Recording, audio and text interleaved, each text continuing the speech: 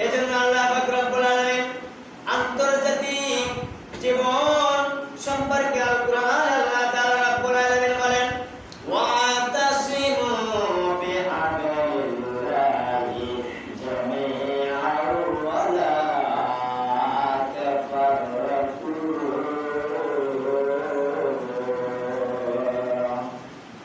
আল্লাহ তাআলা রব্বুল আলামিন বলেন তোমরা আন্তর্জাতিক জীবন কেমন ভাবে পরিচালনা করবে, আন্তর্জাতিক জীবন তোমরা কেমন ভাবে পরিচালনা করবা, কেমন ভাবে কাটাবা, আমি আল্লাহ তাআলা রব্বুল আলামিন এই কোরআনুল কারীমে কিছু বাক্যায় নেই।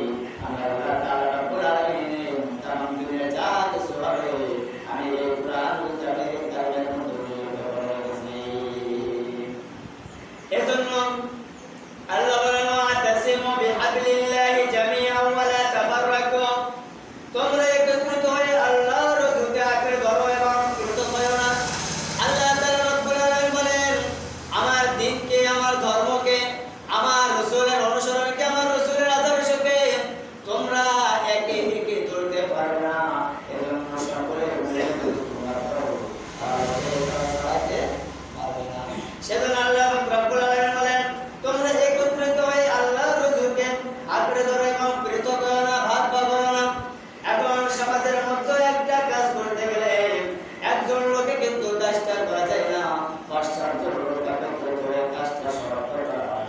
কিন্তু আমরা আল্লাহ রসুলকে যদি আল্লাহর দ্বীনকে যদি ধরে রাখতে হয় একা ধরে রাখা সম্ভব না, সকলে মিলে এই দ্বীনকে ধরে রাখতে হবে। আল্লাহ তাআলা রব্বুল আলামিন বলেন মোট কথা মানুষের জীবন বিধান হলো আল কুরআন। এই আল কুরআনেতে মানব জীবনের সার্বিক নির্দেশনা রয়েছে। আল কোরআনে এমন কিছু নাই যে দুনিয়ার মধ্যে মানব জাতিরা যা কিছু করে সব কিছু কোরআনুল কারীমে আছে। এখন যদি আমি আপনি কোরআন না পড়ি, কোরআনে কোনো কিছু জানবো না, রাসূলের আকরাম সাল্লাল্লাহু আলাইহি আমরা কিছু না পড়াও জানবো না। এজন্য আল্লাহ তাআলা রব্বুল আলামিন পবিত্র কোরআনুল কারীমে বলেন ওয়ামান লাম ইয়াহকুম বিমা আনজালাল্লাহু ফাউলাইকা হুমুল যালিমুন।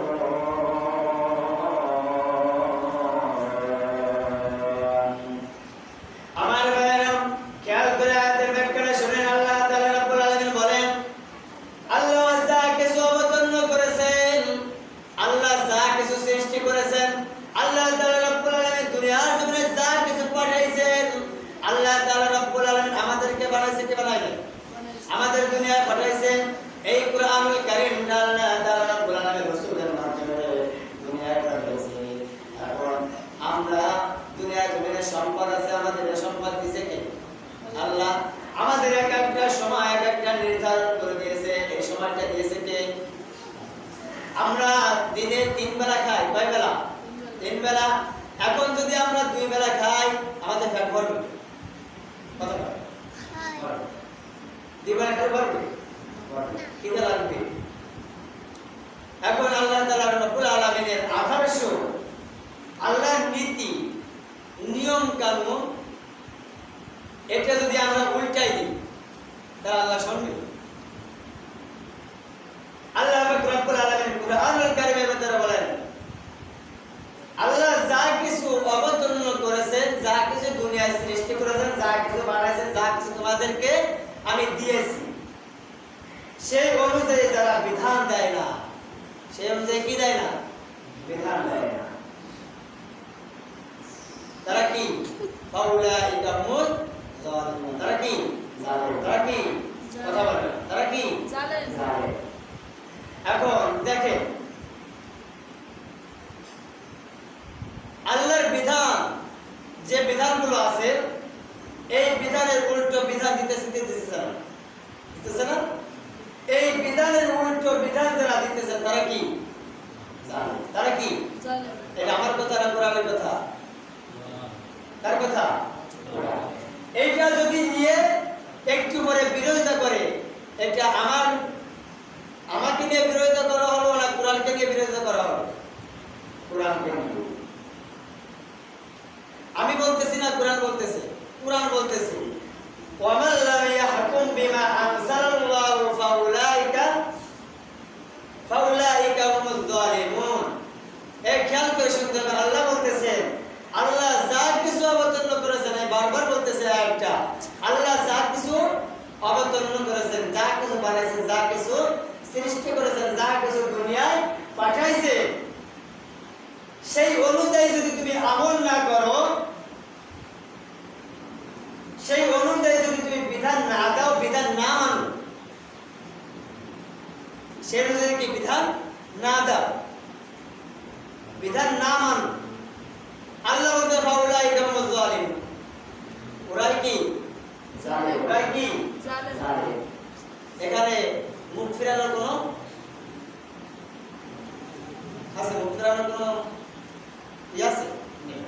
কারণ আল্লাহ বলতেছেন ফাউলাই কামুল জালিম, ওরাই জালেম, যারা আমার নির্দেশ অনুযায়ী, যারা আমার নির্দেশকে অমান্য করে, যারা নিজেরা বানোয়াটি হুকুম তৈরি করে, তারাই জালেম, তারাই কি। এখন আমরা দেখি আল্লাহর বিধান, আল্লাহর বিধান বাদ দিয়ে নিজেরা বিধান তৈরি করতেছে কি করতেছে না, কথা বলো, করতেছে, তারা কি জালেম, তারাই হলো জালেম।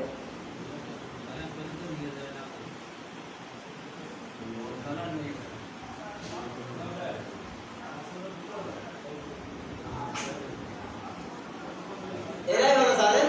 এদের কথা সমাজের মধ্যে যদি কেউ প্রাধান্য করে, ওরা না, ওরা কি না। কারণ আমরা সকলে জানতেছি ও জালেম, জালেম। আল্লাহর বিধান অনুযায়ী সে কোনো রায় দিতেছে না, আল্লাহর বিধান অনুযায়ী সে কোনো কথা বলতেছে না, নিজের বানোয়াটি হুকুম সমাজের মধ্যে, দেশের মধ্যে সবকিছু প্রচারণা করতেছে। এখন যদি এটা আমরা মানি, তাহলে তো আমরা বিধান, আমরা কিছুই বলতে পারতেছি। সেজন্য আল্লাহর বিধান অনুযায়ী চলতে হবে, আল্লাহর বিধান অনুযায়ী চলতে হবে, কোরআন অনুযায়ী চলতে হবে, তাহলে জীবন কি সুন্দর হবে, জীবনে কোনো সমস্যা থাকবে না, সবকিছু সমাধান হবে। সেজন্য আল্লাহ পাক রব্বুল আলামিন মানব জীবনের সার্বিক দিক থেকে নির্দেশনা দিয়েছেন। আল্লাহ পাক রব্বুল আলামিন সার্বিক দিক থেকে নির্দেশনা রয়েছে আল কোরআনে, যা পরবর্তী কোনো কিতাবে আসবে না, যা পরবর্তী কোনো কিতাবে দেওয়া হয়নি, যা কোনো নবী রাসূলকে পর্যন্ত, নবী রাসূল পর্যন্ত কিতাবে দেওয়া হয়নি, একমাত্র আল কোরআন দেওয়া হয়েছে। তাই তো মহানবী রাসূলুল্লাহ সাল্লাল্লাহু আলাইহি ওয়াসাল্লামের চরিত্র বলা হয় একমাত্র আল কোরআনকে। হযরত আম্মা আয়েশা রাদিয়াল্লাহু তাআলা আনহার কাছে একজন মহিলা সাহাবী এসেছেন। মহিলা সাহাবী এসে আম্মা আয়েশাকে বলল, ওগো আম্মা আয়েশা, আমি আপনার কাছে একটা জিনিস জিজ্ঞাসা করতে এসেছি, আমি আপনার কাছে একটা হাদিস জানতে এসেছি, শুনতে এসেছি। ওগো আম্মা আয়েশা, আপনি কি এই হাদিসটার ব্যাপারে, এই রাসূলের বিষয়ের ব্যাপারে, রাসূলের আমল অনুযায়ী ব্যাপারে যদি আপনি কি আমাকে একটু জানাতে পারবেন? আম্মা আয়েশা রাদিয়াল্লাহু তাআলা আনহা বলেন, কি বিষয়ে জানতে এসেছেন? আম্মা আয়েশা রাদিয়াল্লাহু তাআলা আনহার কাছে মহিলা সাহাবী, একটা হাদিসের মধ্যে এসেছে পুরুষ সাহাবী, আর একটা হাদিসের মধ্যে এসেছে মহিলা সাহাবী। মাআরিফুল কোরআনে একজন মহিলা সাহাবীর নাম উল্লেখ করেছে। এই মহিলা সাহাবী আম্মা আয়েশার কাছে এসে জিজ্ঞাসা করল, আম্মা আয়েশা, আমি রাসূলের জীবনী জানতে এসেছি, রাসূলের আদর্শ জানতে এসেছি, আমি রাসূলের আদর্শ অনেক কিছু জানি না, আমি রাসূলের জীবনী অনেক কিছু জানি না, আমি রাসূলের জীবনী অনেক কিছু বুঝি না। ওগো আম্মা আয়েশা, আপনি যদি রাসূলের